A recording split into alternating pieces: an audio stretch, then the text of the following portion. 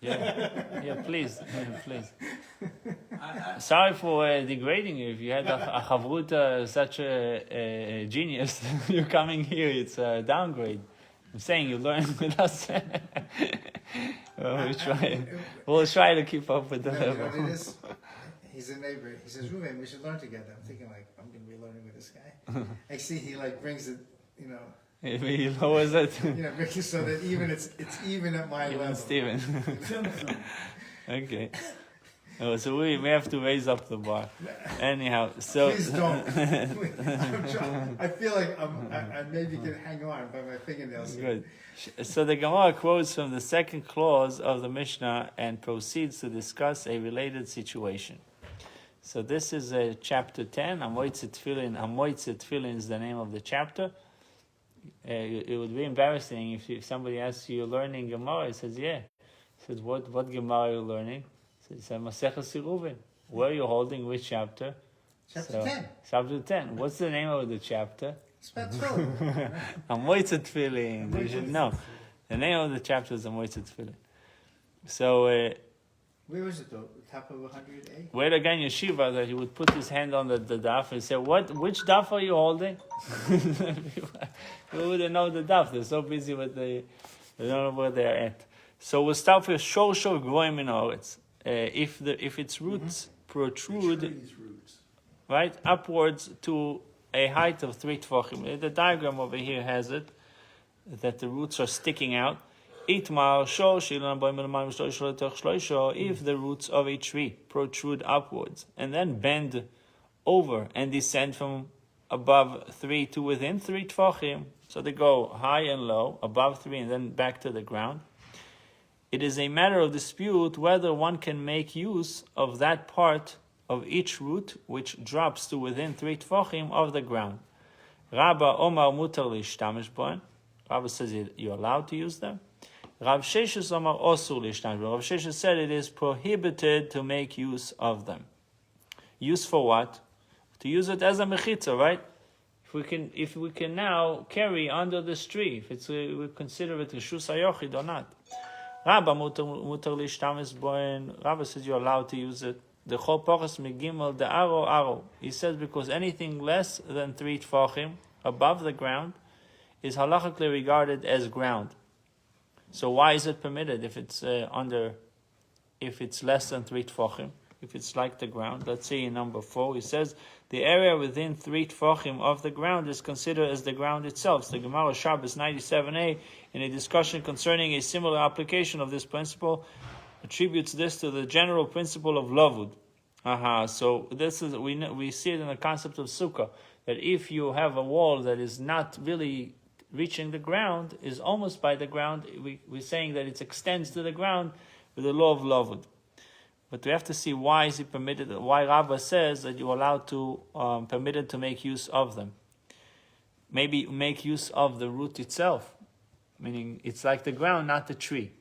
Because halachically on Shabbos you're not allowed to touch a tree or use a tree in any way.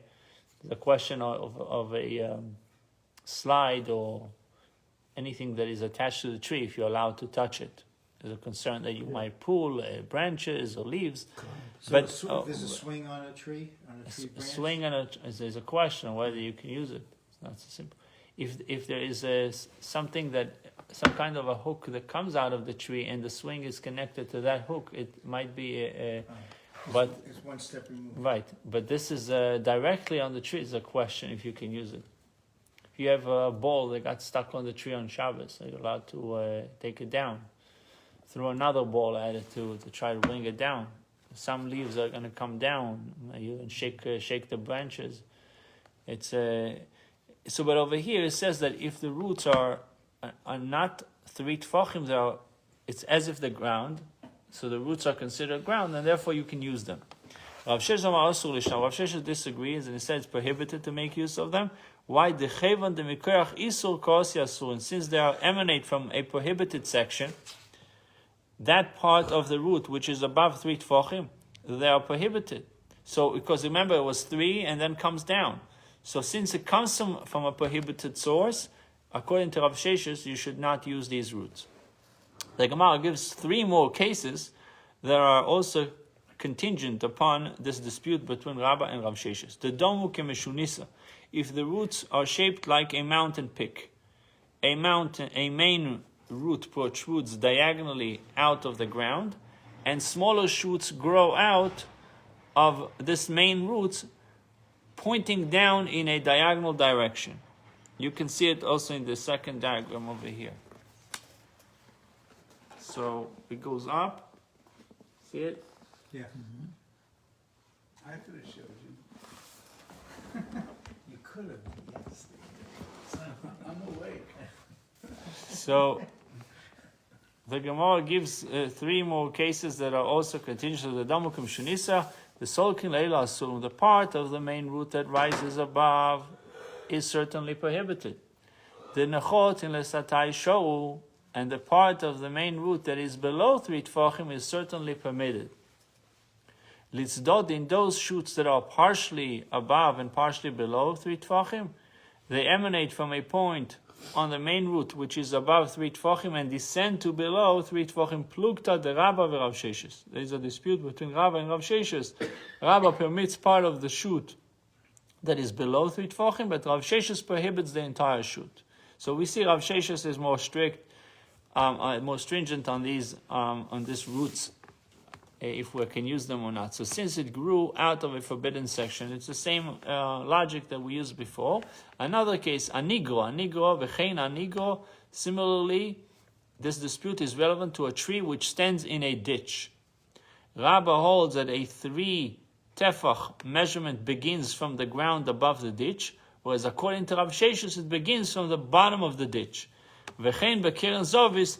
Similarly, this dispute is relevant to a tree which stands in a corner where 2 walls meet. Also, there's a diagram over here, a tree that grows in a corner where 2 walls meet. I've seen this. V'chein b'keren zovis. Similarly, this dispute is relevant to a tree which stands in a corner where 2 walls meet. Rabba holds that the 3 tefach measurement begins from the top of the walls, whereas according to Rav Sheshes begins from the ground, and obviously it will lead to more strictness. This palm tree which Abaye had in his house, v'havo solek beipumo, and it extended upward through a skylight to a point within 3 tfachim of the root of the house. Some shopping malls, you can see trees inside the shopping mall. Yeah. Right?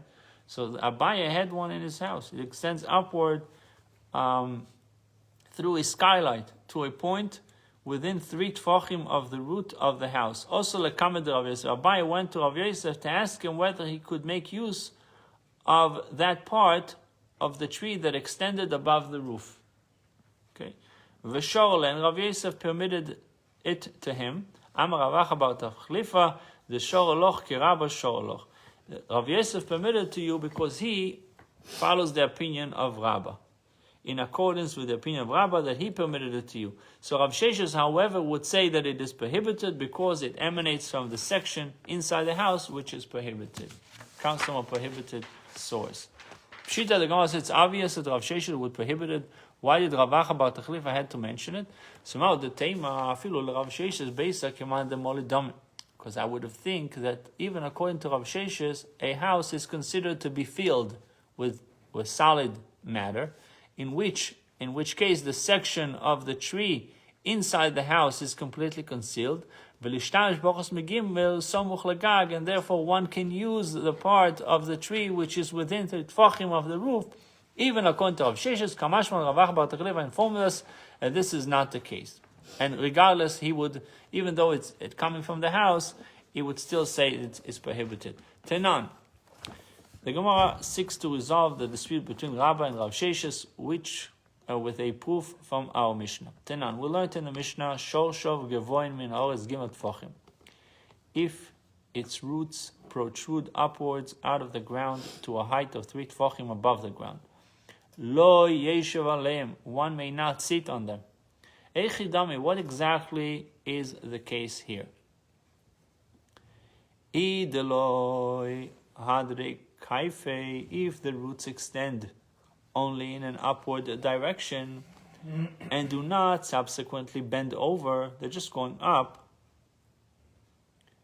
to within 3 tefachim of the ground. Pshita, it is obvious that they are prohibited. Elalav, so surely the Mishnah must be telling us that the roots are prohibited. Afal gav dadri kaife, even though they do not subsequently bend over. So the Mishnah corroborates Rav Shesh's view, agrees with Rav Shesh's.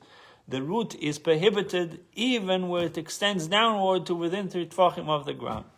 The Gemara says, no, actually the case in the Mishnah is of roots that do not subsequently bend over and extend downward. And the ruling of the Mishnah is not redundant, because this is what it teaches us. It's even though one side of the root is parallel to the ground, it is nevertheless prohibited. Tanu Rabbanon, Shor Sheilun Shegvoim Min Oz Gimel Tfachim, or Sheshcholot Tachten Gimel Tfachim, Af Al Pi Shetzidu Echad Shovel Oretz, Ari Ze Lo Yeshev Alein. The rabbis taught in a Baita, the roots of a tree protrude upwards to a height of 3 tefachim above the ground, or if there is an empty space beneath them that is 3 tefachim deep, even though one side of the roots is parallel with the ground, lo yeshev aleim, one may not sit on them. On Shabbos, lefi she'en oilin be'ilan. Why? Because one may not go up into a tree. She'en oilin be'ilan, ve'nitlin be'ilan. No, may one suspend oneself. You're not allowed to hang on a tree on Shabbos. Ve'nishonim be'ilan. This is even more so. No, may one lean on a tree on Shabbos. Ve'lo yale be'ilan ba'odyom. And one may not go up into a tree. So what does someone that has a treehouse do on Shabbos? In Costa Rica, they have a treehouse community. It's a bunch of tree houses. Yeah. They all go from like bridges from one to the other. Can't But spend I would Shabbat say there. that sounds like it's okay, because you're not dealing with the tree. The tree is part of the foundation. You have a tree house. Right. You already put some boards in it. You might have chairs there. There's a Right. window Kiddush, they put in. you did kiddush there, so it's all. Put a mezuzah on the door. Yeah, we're trying to figure out what is the issue with climbing a tree on Shabbos. If the issue of climbing a tree on Shabbos because there's a chance that you might breaking the branch. break the branch or peel some leaves or things like that, then it might still apply when you have a tree house. But if is other issues, you have to see. I don't understand. It's an interesting question. It's an interesting situation. Isn't there an idea that I had heard years ago that the reason we can't swim on Shabbos is because the way they used to swim is we break off a branch and put it in the water and float on that branch. Yeah, creating a raft. That's what the Right. Shulchan Aruch says, that there's a concern you might make a raft. Okay, On Shabbos. so, But there's other issues, but this is the main. so someone has a swimming pool in their backyard, for example, and there's a tree house next to it. Could you climb into the tree house and dive off into the swimming pool? Not going to break a branch. Exactly. But going back to if you're gonna hope like And how do you get back up? Yeah, you have to hold those springboards. It shoots you back up. Yeah. That's exactly what I was going to think of. But getting back to Abaya's case, how can so the tree's growing through your house, and they said it's mutter for him to use the. One opinion, according to Al-Shesh, will still be a So problem. now we're refuting it. This is Sugi is refuting it. We passed it by 2 miles already. No, now he's saying that a person should not.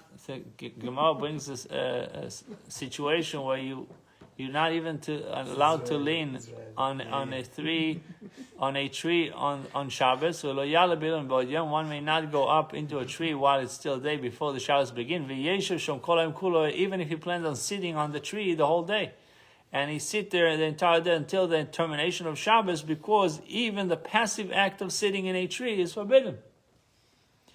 Obviously, Gemara is not halacha, but I think in halacha it also pretty much going with these lines of not using a tree on Shabbos. This prohibition applies both to a tree and to any type of animal. Wow, what does it mean, any type of animal? It says 20. It says one may not make use of an animal on Shabbos, ride it, sit on it. This prohibition was ordained by the rabbis to prevent someone who is riding an animal from breaking branch off a tree in order to hit the animal. Breaking off branches is biblically forbidden as an act of koitzer, reaping. So one of the 39 categories of labor forbidden on Shabbos, see Beitza 36b. So that's the issue, breaking a branch. No, but how are they more worried about breaking a branch to hit it than if you sit on it, you're probably going to be pulling hairs off the animal? Isn't that also that you're plucking? Wouldn't that be more of a concern? Is you're going to be pulling hairs off than you would be? No, because if the saddle is if the animal was saddled before Shabbos, seemingly, or you put the blanket on the, so you wouldn't have that issue so much. And it's not the miskaven. It's not you doing it intentionally with the breaking a branch. A guy is riding, the horse is driving crazy. He intentionally he gets a branch to hit the horse. Some even till today, when you look at the horse races, they are holding a stick in their hand. They're whipping them all the time. Yeah. So. But not on Shabbos. If they already have a stick prepared before, they already saddled the horse before. I mean, if you're going to go that far right. to saddle it, you could. That's right, you have to prepare before Shabbos. You got to have it. How do you eat on Shabbos? You're already cooking before Shabbos. Yeah. Don't break a branch like that. Yeah. So seemingly this is the issue. Hashem already thought of that. Not shouldn't you using the tree? Shouldn't you using a behema? Aval but as for a pit, a ditch, a cave, and a fence, one may climb up the ditch and climb down, even if they are 100 amas deep or high. Allowed to climb up and go down, but not a tree. So if you were by the Grand Canyon, you could walk all the way down on Shabbos. Yes. No, you can't, because you have to carry water with you. You cannot go down there Without water. ton of water. Okay, but Even in the winter. Down there, it's hot at the bottom. Making a roof. you're an error for. I don't think you make error. I don't know. Oh, maybe the canyon is Yeah. higher. Simple. You check. I don't know how big it is. Throw a big piece of bread down there. If it's before very you too go. big. Grand canyon. It's really big. I Yeah. climbed down there. It's very hot down there. Yeah. People spend days there, right, to go through this canyon. They take It's a beautiful. boat. They have a boat that go. One time I went there with I went into an entrance that's not usually used. There's like different ways to get in. There's a big sign, picture of a woman who's an Olympic runner. It says, "Are you an Olympic runner?" That's what it says. An Olympic runner came down here. She walked down. She died of thirst. Maybe. You know, so, and she, an Olympic runner in her 20s. Right. You know, so you an Olympic runner? Take a lot of water with you. Wow. Come on. And drink it. Yeah. And drink and drink and drink and It drink. reminds me that in Nepal, you have a lot of groups that are coming to climb the Himalaya. Yeah. The Annapurna, different mountains that they go to climb. And then you had some groups of Israelis who didn't want to waste time, so they took the helicopter ride, they went to the Himalaya, they took pictures, we made it to the Himalaya, and that's it. 2 hours there or less trip. But they can't These go guys to the for top. 21 days. But they can't go to the top on a helicopter. It's I not think- enough. It's not enough. I I thought there's think not now, enough air. I think now they do it. Yeah. Yeah, they do it. Wow. That's it. I love Israelis. Why should you Do you know any Israelis? spend 21 days? Yeah, And they would have the Sherpa bring it up for them. They wouldn't have to carry the water themselves. The Someone porter, else- someone yeah. else would carry it for them. They just. yeah. So Tani Chad Imol Mutar Leired, if one went up into a tree. Now, if you went up to a tree, are you allowed to come down, or you need to stuck there the whole Shabbos? This is the tree. So he house. said he's allowed to descend on Shabbos. V'tani Chada and one Braita taught or Leired. So you have two opinions. One opinion says you're allowed to get off the tree, and one says no. Lo Yikashio, what's the why? There's no difficulty. The first bite, the case if one who climbed up into the tree while it was still day before the Shabbos began is allowed to come down because he went there on. He's referring to chashecho when it's dark. It's dark meaning he went already when it's dark, so therefore he has to stay there the whole Shabbos. Or you can answer. If you wish say that both this baita and that baita refers to a person who climbed into the tree after it had become dark, and yet there is no difficulty because kan b'shegeg, kan b'mezid. First baita says you're allowed to come down because he went by mistake, b'shoigeg. I don't know, maybe a lion was running after him, he climbed the tree to stay there, whatever the reason was. And b'shoigeg become amazed, he deliberately violated Shabbos, climbed the mountain. We tell him, okay, now you did tshuva, stay there until the end of Shabbos. By saying, b'shoigeg. Keep doing Then you get into the shallow bahal and urinate. In his pants. No, yeah, because you know about the Right, the watering. no, about the You get other problems. Rishus Yachid and Rishus Harabim. Right, we just had that yesterday. Well, above the 10 tefachim is Mokum P'tu. It's Mokum P'tu, and it would be to Rishus Harabim. Right. Yeah. So It's that okay. would be Veibai is same Ahava b'sheg, and if you wish to say that They don't want someone leaving both the this same baita blood. and that baita refers to cases of one who inadvertently violated the Shabbos. Here, they disagree on the issue whether the rabbis penalized inadvertent violations on account of deliberate violations. Marsova Kansina, one master, Tanakama, hold that we penalize even inadvertent, even when it does by shoygig. Umarsova Lekansina, and one master said we do not penalize inadvertent violations. This is a dispute between Tanoim. Aniton matanoachas, those sacrifices that require one blood application to the altar, became mixed with the blood from another korban that requires one blood application to the altar. You have a blood, let's say, of korban chatos and korban asham, and assuming that they both require one application of blood, and that they got mixed together, the blood of the chatos and the blood of the asham, they are mixed together. What should you do? The mixture should be applied in one application to the altar, and that suffices for both sacrifices. Are you killing two birds with one shot? You did the hata first then?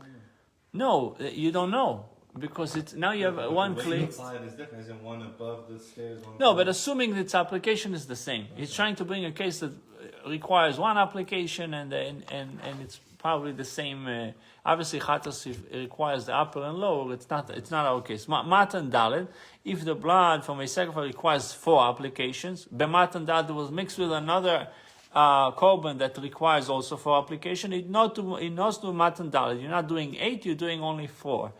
You're applying you're doing only 4 applications. Matan arba, if the blood from a sacrifice requires 4, b'matan achas became mixed with 1 application. What do? Now it's okay. It's an interesting case. You have 1 and 4. Rabbi Lezer says you do 4 applications. Rabbi Yeshua is also matan achas. So we have a machlokes between Rabbi Lezer and Rabbi Yeshua. What do you do in a case of a mixture of 4 and 1? 4 application blood that was mixed with a korban of 1 application blood. Rabbi Lezer says you do 4 applications. Rabbi Yeshua says 1. Amar le Rabbi Lezer. Rabbi Lezer says to Rabbi Yeshua, Areu oiver al bal tigra. If you're just doing 1 application, there's bal tigra. Bal tigra means you are transgressing of doing less than what you're supposed to do, because you know for sure that the blood requires 4 applications. Well, for sure, 1. No, we have 2 for The sure. max is- We have 4 and 1. No, 1 korban requires 4 application. So you have the blood of the 4 and you have the blood of the 1. They got mixed together. Now they're in 1 cup. And Rabbi Yeshua says you apply only 1. Rabbi Lezer tell him, but you're doing baltiga. You are decreasing, creating deficiency in 1. According to Rabbi, You're doing 3 extra on the 1. so that will also be a problem. I'm sure that Rabbi Lezer is going to tell him. So Amar Rabbi Yeshua says, I over bal teisif. It's 1 violation you're going to do. Either you're adding or you're decreasing. Amar Rabbi Lezer lo amru lakshu ba'atzmai. So the ban of doing more than the Torah requires does not apply except where a single application of blood is by itself. Here it is mixed with blood that requires 4 applications. So the 1 is mixed with the 4. And therefore, Rabbi Eliezer doesn't see it as adding. Amar Rabbi Yeshua le'nema batiga lekshu ba'atzmai. So Rabbi Yeshua used the same answer. He told them the ban on doing less, you shouldn't do less than the Torah requires, does not apply except where the blood, which requires 4 application, is by itself. When it's by itself, you have 4 and you're doing less, that it's baltiga. You are decreasing. But when it's mixed with the blood of one, then there's no decreasing. Furthermore, Rabbi Yeshua, if you would make 4 applications, you would transgress the ban on doing more than the Torah requires. And in the process of the transgression, you will have performed a positive act. Meaning, if you would make 4 applications, you would transgress the ban of doing more, Bal Toisif, because one of them just requires 1 application.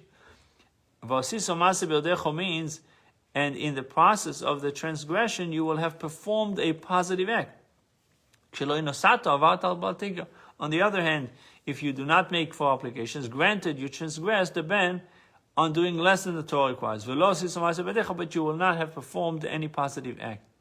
So he says, this really reflects to the don't do and the do mitzvahs. Which one is worse? Not to do a mitzvah or to do an avera? Not to do. Meaning, doing because it. let's say it says to make kiddush. When you slept through the Shabbos, you didn't make kiddush. What's worse? He kept Shabbos. What? No, but this is not.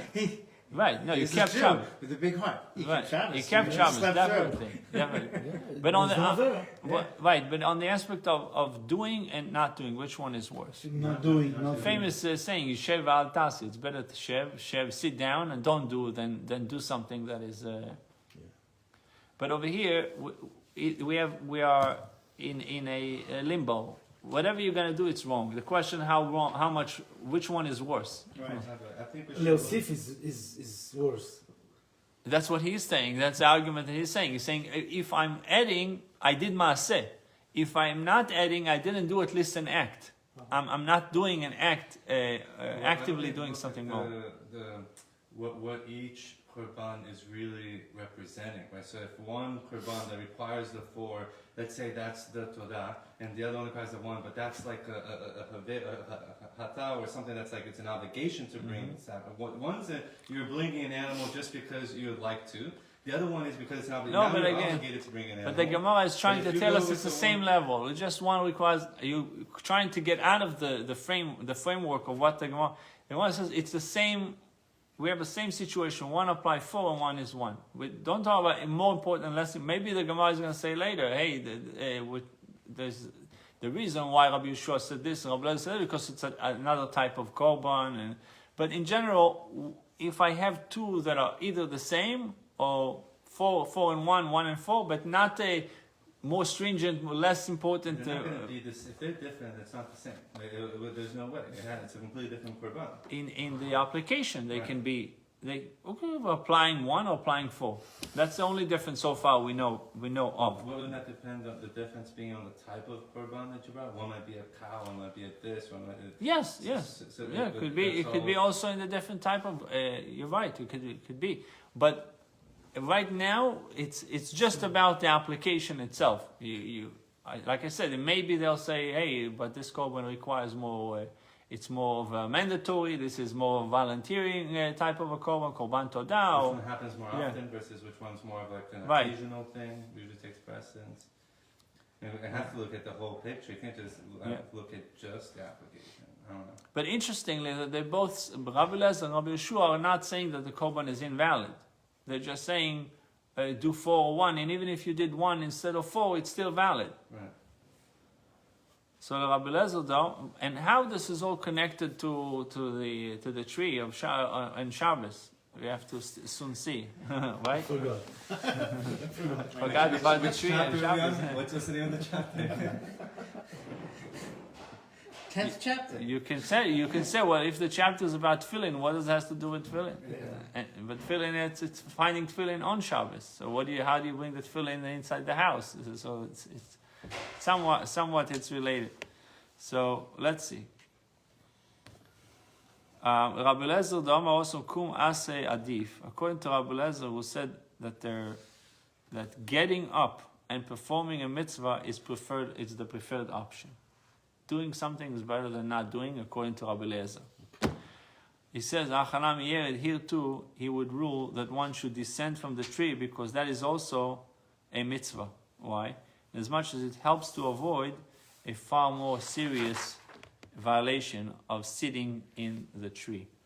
Rabbi Yeshua, according to Rabbi Yeshua, who said that their sitting and not performing an action is the preferred option, here too. So they brought the whole thing to tell us about whether he should come off the tree, should come down, or should stay on the tree. According to Rabbi Lezer, getting off the tree is better because now staying on the tree might lead you to a greater sin. So better try to minimize the risk and come down. Not lead you. He's already doing the sin by being on the tree. And then he might pull branches, break a branch, and the more time you spend on the tree, and from an investment perspective too. Yeah. Like from an investment perspective, let's say you're up there. Okay, so you might not break anything more, but you're also not going to gain anything by being up there. If you come down, okay, but now you can actually do 10 mitzvahs. more You can mitzvahs do. Yeah. Shabbat. I was thinking about it, but they didn't use it. So yeah. And But Yeshua says, go down. the Rebbe said many times if people encounter a crossroad in their life and they don't know what to do, to do something or not to do something, so he said the option of doing something always should take precedence over something of not doing, because the natural inclination is not to do than do. Somebody come to you, invest, I have a good stock for you, invest in A. The natural inclination that you have is not to do something, because it requires effort now. You need to think about it, you need to study it, you need to learn it. And natural is, leave me alone. I don't. Why are you bothering me? Sounds great. Why are you bothering me? Right. So over here is the same thing. It's like, according to Rabbi Lezer, action is more important than just sitting and staying idle. So who is advising me not to do is usually the Yetzer Hara. That advise you not to do. The Yetzer Tov says do. You might fail a few times, but keep on going. Be on the active side. This is the world of action. Yes. I see it. Yeah. Even with weddings, it's like a lot of people, they're postponing their weddings, you know what I mean? But it's like, it's easy to just try to postpone it versus... Because they live together anyway. Right, What difference does it make? But the idea is Married, doing not it. married. That's what's important, is because even though, okay, they'll just do it, you know, it's like... Right. The Rebbe said not to postpone the wedding. Exactly, that's why I would do. Not just not postpone, make it early. Make it As soon early, as you yes. can. Correct. Why again? Because the Yetzer Hara doesn't want people to get married. Better to stay together, less commitment, and you get all the benefits anyway. So what's the right? And he prefer that people live in a prohibited way than in a permissible way. So you always try to push people, and if they really are already getting married, they'll try to find problems. Your mother said to me this, she didn't smile to me that way. Right. And then the father-in-law, no, I'm preparing him, so he knows that it's coming from that side, and he ignores it right away. It's a nisayon, right? It's just a nisayon. They're trying to see if you'll make a fuss about this, make a fuss about that, and if you know that... If you see the punch coming, you won't get hit. Right. But Muhammad Ali said, I was the only time I was Never got hit by a punch I saw coming. Yeah. Well, what? I never got knocked down by a punch I saw coming. So if you see it coming, you can defend, or you can somehow handle the punch. But if you don't see it coming, it's so by us knowing that the Yetzer Hara is trying all these sticks, all the different sticks, so you'll be more prepared. Especially when it comes to a wedding, because a wedding is a big blow to Yetzer Hara. Big blow. It's like the Shechina is like two coming together, union. He against union. He wants separation. Divisions, right. We're also against union, but the other unions, the unions of the governmental unions, we're against. But Shmuel, you wouldn't be getting a steady paycheck not for the union, no? I guess, I don't know. Well, it worked out for me, bro. It worked out for you. I got one because there was no union. Oh yeah? Wow. It's that whole story. I'll tell you what time for bringing. Okay. Speaking about Fabregen, since tomorrow is Rosh Chodesh Kislev, I have to make a Oh, yeah, Fabregen. 'cause it's for the Rebbe. Yeah. Oh, and we The recovery. For bringing? last night, Yes, the film Simchas Torah of 1978, the Rebbe had a massive heart attack in the middle of the dancing in Simchas Torah. And within seconds, the shul of thousands of people was emptied out. And the Rebbe walked to his room. He was able to walk to his room. And they offered him to do Kiddush. So they gave him grape juice. He said, no, I make Kiddush and grape juice, wine, make Kiddush and wine. And then his room turned into like a hospital room. Yeah, it's all. They bought all the machine and everything. But Rosh Chodesh Kislev was the day that he went back to his house, meaning that he completely recovered. And he said not the only completely recovered, but he became even stronger than usually the heart attack creates some kind of limitations afterwards. Well, there's a famous thing. The doctor said, if you have to slow down. If you keep working at this pace, you could have another heart attack. So the rabbi said, "What are the chances?" And he gave some number. I don't know what the number was. Yes. So if you keep on, there's this percent chance you'll have another heart attack. So he goes, so if I, what do you say? Increase? Yeah, he twisted it. I can't think of it now. But it was the way he twisted it and said it, it was like, it came out like, so you should go back to work. Right. I don't have the words in my head right now, but it was Keep it for the Fabregan. Keep it for the Fabregan. yeah, typical. Yeah. Yeah. Okay. But bottom line, he did increase from that Yeah. time even more. So tonight? It should be tonight, yeah. We usually do it after, Yeah. so it's tomorrow night. No, we could do it tonight already. That's the Rosh Chodesh Kislev. Don't push off. This is the time. No, Push us off. I'm just saying, So don't I'm do not it. pushing off, I'm just I'm saying. making a joke. I'm The saying. minhag, usually they do for you. Right, the night following. Either So, way, just look at whatever. it. The Yitzhak says don't do it. I know.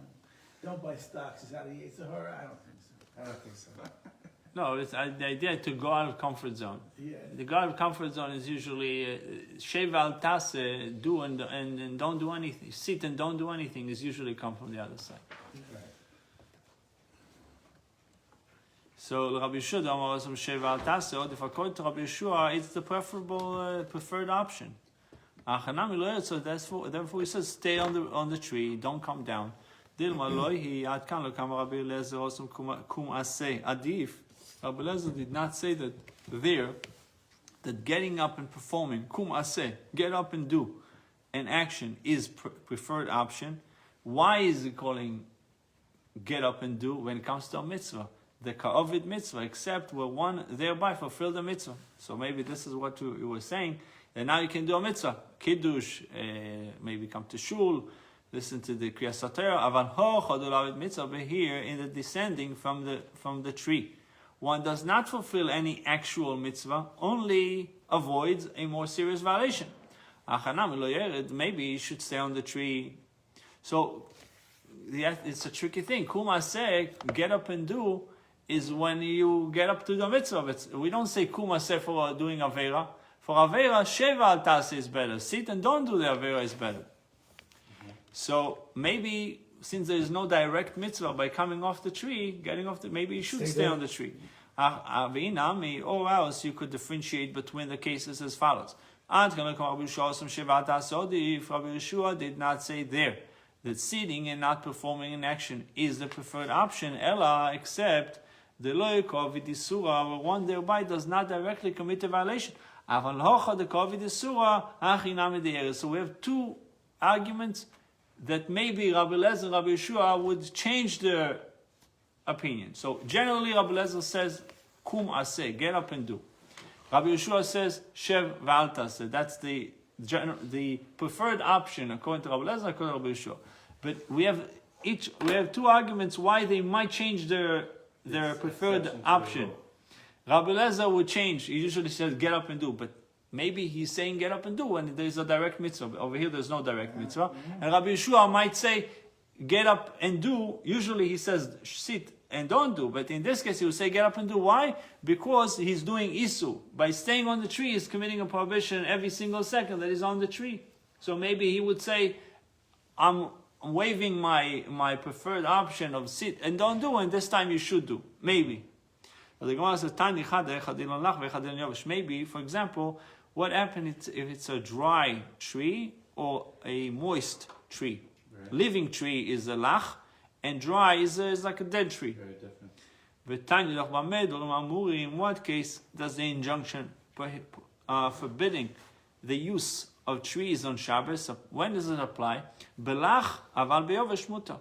In the case of living trees, but dry trees are permitted? Question mark. We don't know. We're asking a question. Is it makes a difference or not?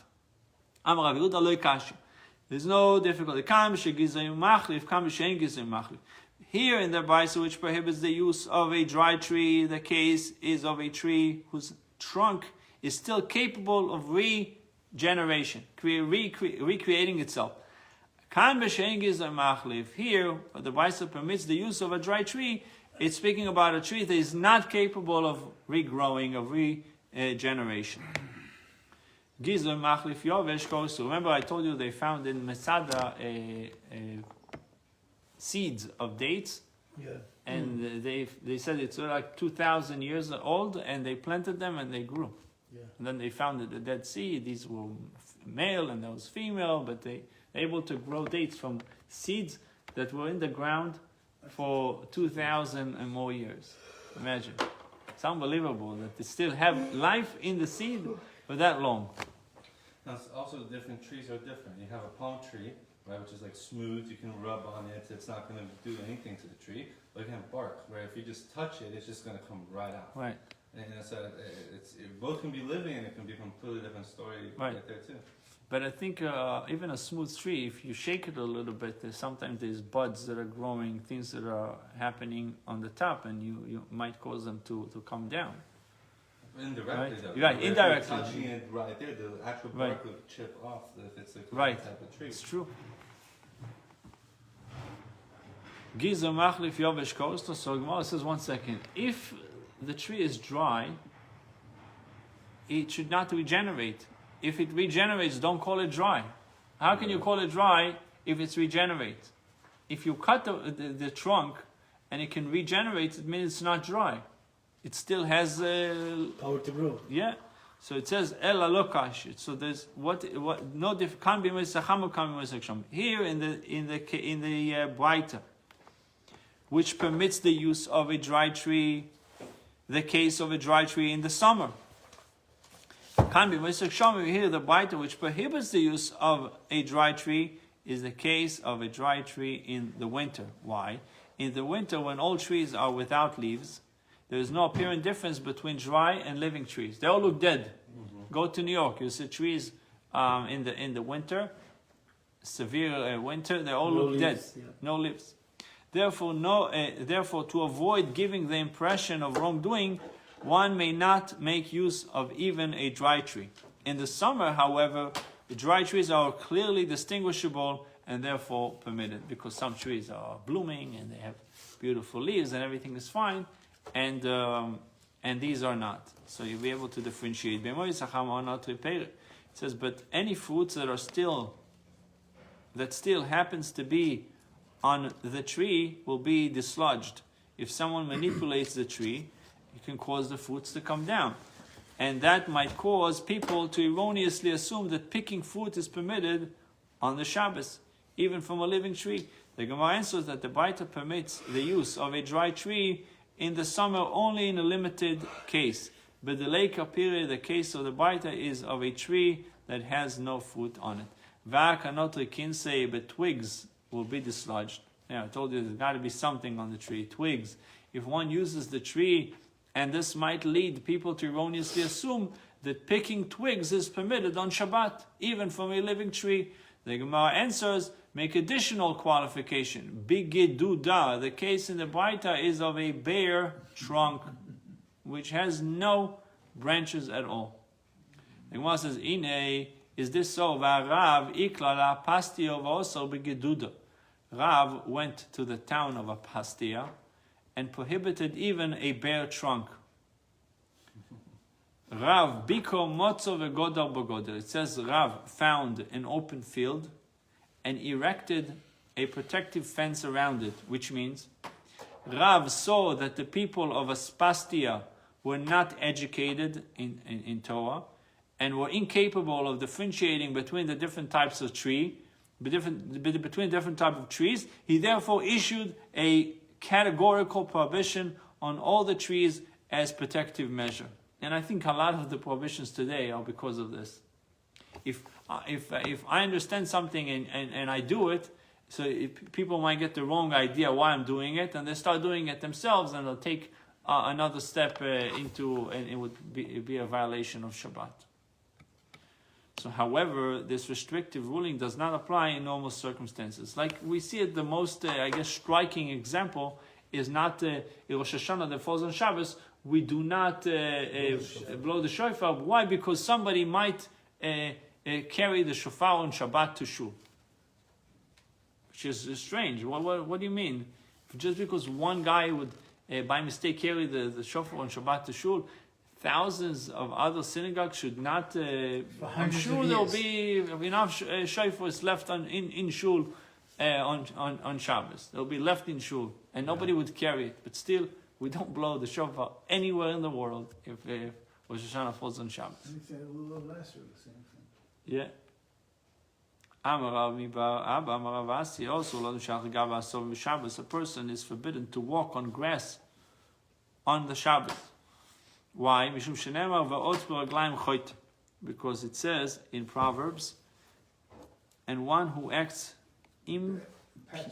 impetuously with his feet is a sinner.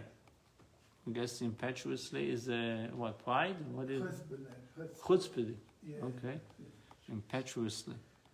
You ever use it in a sentence? Yeah. Don't be impetuous. Don't be impetuous. I bought stocks impetuously. You bought stocks impetuously would mean that you They didn't give it a lot of, didn't give it a lot of thought, just acted. okay. No due diligence. Right. Right. Okay. I call up 100 shares of XYZ. Moving forcefully. Yeah. One who acts impetuously with his feet is a sinner. Should have bought 1,000. Even the act of walking on grass, meaning so he doesn't put too much thought about Shabbos on the implications of what he does, is according to Shlomo HaMelech, he is a sinner. Okay? That's when he is running with his feet, he's not thinking of where he's going, where he's stepping on Shabbos. Maybe there is a ant pile and then step on the ant pile, who knows. But halachically, I think it's okay to walk on the grass. Probably still be careful, but still. Yeah. It's not good to walk without shoes outside from your home. Why? It's very bad. It says in the Shulchan Aruch. No, I'm saying without socks also. Yeah. Barefoot. Yeah. Yeah, but that's not regarding Shabbat in general. In general. Yeah. Over here is speaking about walking on the grass on Shabbat. Shlomo HaMelech calls him a choite. He's a sinner. I thought about that this Shabbat. I wore a shoe that had a hard sole in the bottom, and I was walking through the grass, and I actually heard some grass like ripping when I was walking. But it was not your intention. That's it wasn't, yeah. but I've walked before with like normal shoes, like these shoes, and they weren't like, it wasn't as like harsh on the ground. Right, so on Shabbat there's the concept of psik reisha. It means that you're doing something that for sure is going to happen, there might be a problem. It's like saying, I'm going to cut off the head, but I'm not killing the animal, I just want the head. My intention is not to kill The the windpipe will still animal. be open. He wants to breathe. I'm not blocking the windpipe. So that's the kind of psik reisha. If you know for sure they create cutting the grass. Even more. I mean, maybe it's Yeah. a He's higher, dead. higher, He's still taller dead. grass, not taller Fantastic. grass. Let's see, even the act of walking on the grass is a sin as much as blades of grass may be uprooted inadvertently. There's another baita that says you're allowed to walk on grass on the Shabbat. And there's another baita that says you're not allowed to. The baita which prohibits is referring to moist grass, and the baita which permitting is speaking about dry grass. Dry grass is permitted for walking because even one who deliberately uproots has committed no biblical violation. There's no life in the grass, so you did not commit a biblical violation. It says in a tree which has lost all its moisture is no longer growing a growing plant, and as such is not included in the biblical prohibition of koitzer. reaping is something that has a life in it. You have regular green grass, and then you have like brown grass that's been already destroyed. But you have like in the morning going to shul with dew that's actually moist grass, which is different than the same grass at noon is different than the same grass at 6 in the morning. Right. But the question is, It's internal, right, internal water or external water, I think. Right, but would it grow or not? Okay, let's say the dew is there, there's water, everything's fine, but would it grow or not? If the grass is already dead, so you differentiate between dead grass and not. Viba is same, but the Gemara is not satisfied with that yet. The Gemara says, "Havel belachim." It's actually the two brises are speaking about grass, moist grass, velo kasha. One bite is speaking about days of the summer that you might cause it to might uproot the seeds that are in the grass. Here in the bite permits walking on the grass in the case of moist grass in the winter when there are no seeds in the grass. So I guess in the summer there's seeds in the grass and therefore it's more of a problem. In the You winter, can knock off the seed, and that's Right. off the planting process. yes. And Is then- that the concern? Yeah, that's what they're saying. And in Moisak Shomim, it's permissible because there is no seeds in the grass. In the Baita that permits walking on the grass, the case is of moist grass in the winter, when there is no seeds in the grass. Or you can say, that both cases speaking about the summer. There's no difficulty why one time it's permitted, one time it's prohibited. Ad the Sai Misani, ad the Lo Sai Misani. Which means the Baisa which permits walking on the grass refers to one who is wearing shoes. There we go, David. And this Baisa which prohibits walking on the grass refers to one who is not wearing shoes. Since he is barefoot, the grass may become entangled with his toes and become uprooted, which is interesting as well. What? You think the shoe would Right, we're saying it's a flat bottom. There's less. There's no your fingers, your toes are getting stuck in the grass and pulling. Keep on going, you'll get to it. You can try it. During the week, you can try it. Walk on the grass. Some say it's good for the brain early in the morning to walk on the grass. I read it somewhere. Yeah, barefoot when it's cold, and it actually gives you an interesting sensation. You walk on grass and you feel something weird. Anyhow, by saying, but you're right. Shulchan Aruch, it says siman lanius. It's a sign of being poor, walking barefoot in general. By saying over the same Sunday that both this bite and that bite refers to one who is wearing shoes. Ad the lukte, ad the late lukte. One bite speaks about shoes with spikes, like the golf or soccer shoes. Had the late lukte, and this bite which permits is dealing with shoes that are do not have bent spikes on his soles. Or both of them said that there is spikes. One bite that says there's we're dealing with long grass, and one that says it's okay. It wasn't long grass. But nowadays, here we go. Nowadays that we follow the opinion of Rabbi Shimon, who permits an act which may possibly result in a violation. Permits an act that may possibly result in a violation, provided there was no intent to perform the violation. Kula ushori. He says all these cases, dry, not dry, winter, summer, shoes, no shoes, it's permitted because that's not your intention. You see, they say a lot of headache in cases. Yes, that's opinion of Shimon. The Gemara records another lesson to be derived from the verse quoted above. A man is forbidden to force his wife to engage in marital relations. He's not allowed to do it. She wants it, fine. She doesn't want it, it's okay too. And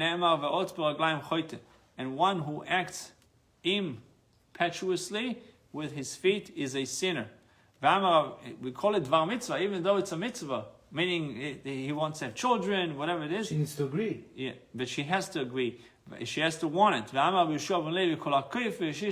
Whoever forces his wife to engage in marital relations will have children who are not of good character. You want nasty children? Kosher is stupid. Rape. It's a rape. The next No, one, it's the saying, next one. no, he's speaking about it. It's somebody like, he pushes her to do it, but the Gemara speaks about it. The person has to be like, bring her to a jolly mood, and she's in the mood. Give her a glass of wine. Whatever rocks her boat. she needs. Whatever rocks her boat. Right. That's what I was trying to Yeah. As long as there's consent, I keep going. There's the consent. Yeah. So, Amarika Mike Ro, what is the scriptural source of this? The first half of the aforementioned verse, Gam beloy das nefesh loiter. Also without consent, an improper soul, that is, which means a marital act performed with the wife's consent without the wife's consent results in the birth of an improper soul. Tanya Nami Ochi. This was also taught in a Baita. Gam beloy das nefesh loiter. Also without consent, an improper soul. This refers to one who forces his wife to engage in marital relations. And one who acts impetuously with his feet is a sinner. This refers to one who performs a marital act and then repeats it. Such behavior is considered sinful, for it is bothersome to the woman. Okay, let's see. That's the interpretation of Rashi. It bothers her too much. Is needy. Rabba says this is actually the recipe for having boys. If you want to have boys, one who wants to have only male children should perform the marital act and then repeat it. It says in 22, her desire having been aroused from the first act, the woman will issue a climactic discharge before the man does during the second act. And whenever a man conceives as a result of an act during which she discharged before her husband, the resulting progeny is male. This implies that a woman is desirous of the second act, and thus is inconsistent with the Baita, which ruled that it is bothersome to her. So is it bothersome or not? Seemingly, that's the way to have boys, male children. The Gemara says, one is with her consent and one is without her consent. Oh, without her will. Now it's the other way around. What happened if she's demanding it? Every woman who petitions her husband to engage in marital relations, I want it now and right now. Not to listen to you about do what Sarah says. Will have children the like of whom did not exist even in the generation of Moshe. Meaning be a negative, weird type of kids, I guess, according to this. It says in the generation of Moshe, Avu lochem anoshim chachomim unevoinim veiduim l'shiftechem. Take for yourself men who are wise, understanding, and known to your tribes. Uchsiv. And it is written. It's a positive, not a negative. I think it's a positive. No, it says. This is generation, but if you do Wait. Let's see the end of it. It says. But later it is written, it says Moshe Rabbeinu could not find the voinim. He found wise men and known. They were wise and known. But nevoinim, but understanding they weren't. Which is not havbina. He could not find. So this proves that a man of understanding were lacking in the generation of Moshe. Regarding Leah, the whole story that Rachel wanted the frankincense from Reuven, and Leah said to, and Rachel said to her, you know what? Tonight Yaakov is supposed to be with me, therefore he'll be with you tonight. So she walks out and she greets Yaakov and she tells him, Leah greets Yaakov, Vatomer Eli, and she says to me, Vatomer Eli Tova, come to me, because I have hired you. That's the language she used. So Leah petitioned Yaakov, and as a result of this union, Issachar was born. Who was Issachar? It says, From the sons of Issachar, those with a profound understanding of the times, to know, they established a calendar, to know what Israel should do, 200 chiefs together with all their brothers by their orders. So this pasuk teaches that the tribe of Issachar included men of understanding. This shows that because she petitioned Yaakov, Leah beget descendants who were of a higher caliber than the members of the generation of Moshe. So is petitioning the husband is something negative or something positive? Apparently amazing. Well, keep going. So Eini, is this so? Omar Rav Yitzchak bar Avdimi, Eser klolis niskal Chava. Eve was cursed with 10 curses for her part in the sin of eating the tree of knowledge. 10 curses. How do we know it? Dichtiv Eloisha Omar, to the woman he said. Rav Yitzchak demonstrates how the curses are implicit in the verse. Harbo arbe, I will greatly increase. Elu shnei tipei domim. This refers to 2 drops of blood. Achas dam nida ve'achas dam betulim. One is the blood of menstruation and one is the blood of virginity. So already 2 curses, blood coming out in 2 different sources. It's voineich, you're suffering, this refers to the anguish of raising children. Heroineich, and your childbearing, the pregnancy, zatzar or ibu, pain of pregnancy. Be'etzev til divonim, with pain you shall bear children. Kemashmoi, this is to be understood literally, the travail of childbirth. Ve'elishach shukosech, and yet your craving shall be to your husband. Melamed sha'isha mishtekekas al balo, teaches that a woman yearns for her husband. B'shor she'yitzel haderech, when he leaves on a journey. V'yim shalboch, and he shall rule over you. Melamed she'ita tovas belev, this teaches that a woman petitions her husband to engage in marital relation. In her heart she wants it, but she would not verbalize it. If she verbalizes it, says Shulchan Aruch that she's chutzpanyak, if she's like demanding it. Va'ish te'v'avapeh, whereas man petitions his wife verbally. Zoi mir teva b'noshim, this is considered to a fine trait of character among women. So they want it, but they wouldn't say it directly. They show it, not tell it. Yeah, they're more of like, obviously not show it in show it Bad fashion. way. I mean, Yeah, they sure, make yes. a nice cake and right.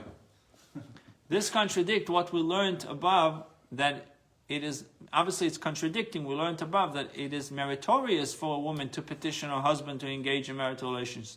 The Gemara answers, Ki amrina de meratio tzur kamen. This is really what it boils down to. When do we say that it is meritorious for a woman to request marital relations? Only when she does so indirectly by acting in a pleasing manner before her husband, but not when she makes a blatant request, and that shows that she is chutzpah. We saw it in Mitzrayim. It was. Yeah, tachas tapuach yoraltich. It says under the apple I in fact, rose only you. reflections Right. that they saw. It wasn't even looking at her directly. Right. Even saw it just They a beautified themselves and they fed their husbands and Right. they constantly care for them to continue, but they also had a mission in mind. They saw what power was plan on doing, and they purposely wanted to have more children to combat power's plan. They had 6 children at the same time. And Hashem blessed them because of the Mesiras Nefesh that they did, which shows us that everything that somebody does with Mesiras Nefesh, his success will be an unbelievable success. Which even the Goyim will tell you that anything you do with obsession, what is obsession? Obsession is Mesiras Nefesh, is that you couldn't care less about anything else. This is it. Anything you would do with such dedication will be granted with success. Nothing gets in the way of Ratzon. Yeah. Exactly. Ani Sheva Avion. So those, now the Gemara already counted so far the curses, and it says only 7. You told me 10. Yeah, I counted 6, but I guess we got 7. 7. So Keosar Avdimi Omar Atufa Keovel, she is wrapped up like a mourner. Umenuda Mikorodom, and she is cut off from all people. V'chavusha B'Yisrael, she is confined to a prison. What does it mean? The Gemara go through it. What does it mean that she is cut off from all people? If you say she is cut off from all people, because she is prohibited to be alone with a man. That's one restriction. this cannot be the explanation. The Gemara doesn't accept it. Because a man is also forbidden to be alone with a woman, so that this is not a characteristic that pertains especially to women. That a woman is forbidden to marry two men, whereas a man is permitted to marry two women. So that's somewhat a restriction on her part. Yeah. Imagine it would be easier because you can ask the other husband to contribute to the to the expenses. She needs a new car. I'm putting 10 grand into it. One pays for the house, one pays for the car. David, you can't picture such a situation. And the man's just the other way around. He has to provide a house and a car here and a house and a car over here. It's It's better to have one wife. That's So the Gemara cites. Don't have a ketubah, right? That was Avraham Avinu. He had one wife, but the other ones didn't have a ketubah. Right, she's more of a concubine, but and then when she comes back, I think it was more of a marriage afterwards. They didn't have ketubah. It was everything. I think in the second time when she came back after the passing of Sarah, she probably came back as a wife. Well, I'm not sure if it was already a marriage per se or not, but anyhow, the Gemara cites that Bible records three other. What is it? Maledictions, with which women were cursed as a result of Eve's sin. Sotano in the Bible it was told Megadela Seo Kelilis. She grows her hair long like Lamed Yud Lamed Taf, which is a name of the demon or something like that. And she sits while urinating. I guess it's also a curse that she can't use a urinal like an animal. Vinasas Kalabal, she serves as a pillow for her husband. What does that mean? The husband takes the upper position during and leans on his wife. So she is the pillow. Okay. So the Gemara explains why Rav Dimi enumerated other curses and not the ones listed. Why are you adding? So the Gemara says Ve'idach, and the other one Rav Dimi. Why did he not include this among Eve's curse? Hani Shevachula. So it says according to Rav Dimi, these are to a woman's advantage. What is the meaning of that which is written? Milefanu mi bahamois oretz u'ma'efa shamayim yachkemenu. This is for Eov 35:11. So Eov says, "Who teaches us through the animals of the land and makes us wise through the birds of the sky." It says in Shulchan Aruch that we need to learn a lot of things from animals, like tznius, modesty from a cat, hard work from an ant, and so on. So God implanted wisdom in the animals to teach us the following lessons. Mal feinu mibahemes, who teaches us through the animals. Zupereida shekerasu mashtenshma. This refers to a female mule which crouches while urinating. I guess it's tznius. It says in 43, it says, unlike the Tana of the Baisa, Rav Yitzchak considers these traits advantageous to a woman. To crouch while urinating reflects modesty, and a woman loses nothing by doing so. For a woman to take the lower position in marital relations is also advantage, because this way she expends less effort than her husband. He burns more calories than she does. So he looks at it as advantages, not disadvantages. So and makes us wise through the birds of the skies. A tanagol shemefaiz hagach boil. This refers to a rooster which first appeases its mate and then has relations with it. So this is another thing we could learn. Oh, here it is. It says if the Torah would not have been given, we can learn modesty from a cat, and not to commit theft from an ant, and not to commit adultery from a dove, because they're very faithful to their husbands. A dove has relations only with its partner. Wow.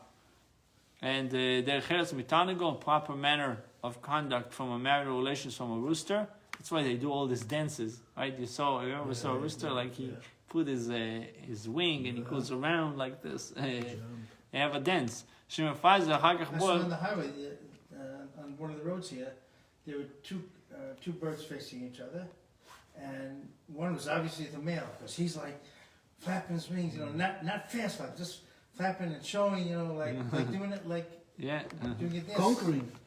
Yeah, and also showing that I'm worthy. I'm a good dancer, so to speak. Whatever in bird language, whatever that means. So, which first appeases its mate and then has relations with it.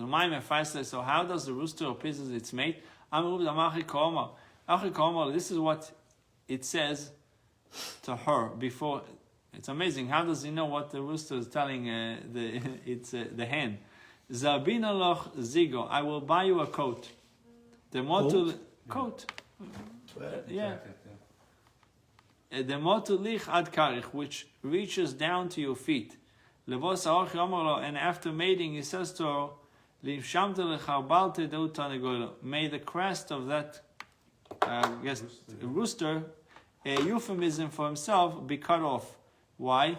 If he has the means to buy a coat, but does not buy it for you, which, let's see 50 what it says. Before relations, the rooster spreads its wings, an indication that, I told you, spreads his wings, an indication that he will buy a coat which reaches the ground. After the act, it shakes its head and bends it downward towards its partner to say that the crest on his head should be cut off because he cannot fulfill his obligation. He can't buy a coat. He doesn't have any money. Anyway, Buchim Tiv. Okay.